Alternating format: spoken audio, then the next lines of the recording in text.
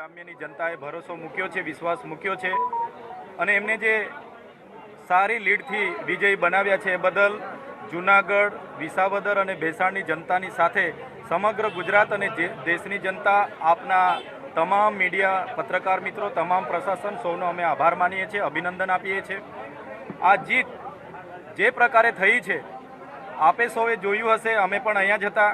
ખુદ ગુજરાતના મુખ્યમંત્રી અહીં આવીને હજારો કરોડોની એમણે ભેટ આપવાની વાતો કરી। જે ઉમેદવાર હતા કિરીટ પટેલ, એમણે પેરિસ બનાવવાની વાતો કરી, 1000 કરોડના કામો કરવાની વાતો કરી।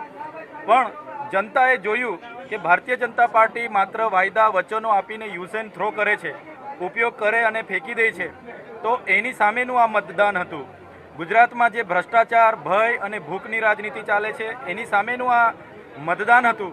અને વિસાવદરની જનતાને ખાસ અભિનંદન એટલા માટે આપવા પડે, એમણે આવા વચનોમાં આવ્યા વગર, આવી લોભામણી લાલચોમાં આવ્યા વગર અને એ લોકોએ કીધું કે અમે સત્તામાં છે, સત્તામાં હશે તો કામ થશે, એમાં પણ આવ્યા વગર ગોપાલભાઈ આમ આદમી પાર્ટી પર જે ભરોસો મૂક્યો છે એ બદલ વિશેષ અમે અભિનંદન આપીએ છીએ।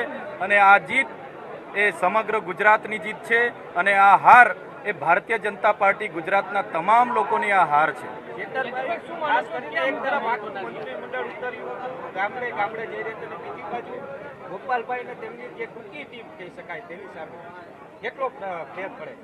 ભારતીય જનતા પાર્ટીની નીતિ રહી છે જે પ્રકારે અમારા પર પણ સામદામ દંડ ભેદ નીતિ અપનાવીને અમને પણ તોડવાની વાતો હતી, એવા જે પણ નેતાઓને તોડીને લઈ જાય છે ભારતીય જનતા પાર્ટી એને યુઝ કરીને થ્રો કરી દે છે।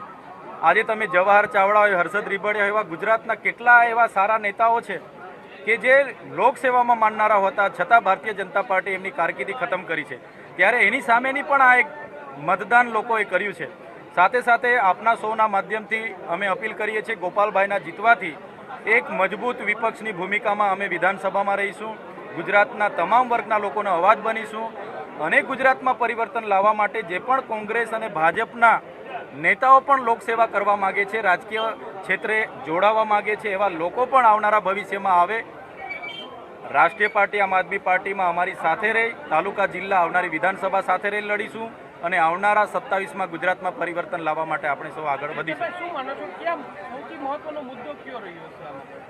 સૌથી મહત્વનો મુદ્દો અહીંયા ભારતીય જનતા પાર્ટીએ ઓપરેશન સિંદૂર, ભારત પાકિસ્તાન, હિન્દુ મુસ્લિમ, પેરિસ જેવા રોડ બનાવવાની વાતો કરી, કરોડો રૂપિયાની ભેટ સોગાતોની વાતો કરી, છતાં લોકોએ જોયું કે જે વ્યક્તિત્વ અહીંયા ઉમેદવારમાં છે એમની ભૂતકાળ ગુંડાગીર્દી સાથે જોડાયેલો છે, સહકારી ક્ષેત્રે કૌભાંડો સાથે જોડાયેલો છે, ભૂમાફિયાઓ સાથે જોડાયેલો છે, લેન્ડમાં બધી જ પ્રકારની એમની જે કામગીરી હતી એની સામે જનતાએ મતદાન કર્યું છે। ગોપાલભાઈ એનું વ્યક્તિત્વ અમે ખૂબ સારી રીતે જાણીએ છીએ। ત્યારે અહીંયા ગ્રાઉન્ડ પર રહેશે, નાનામાં નાના વ્યક્તિ, તમામ વર્ણના લોકોના કામ ગોપાલભાઈ ઇટાલિયા કરશે।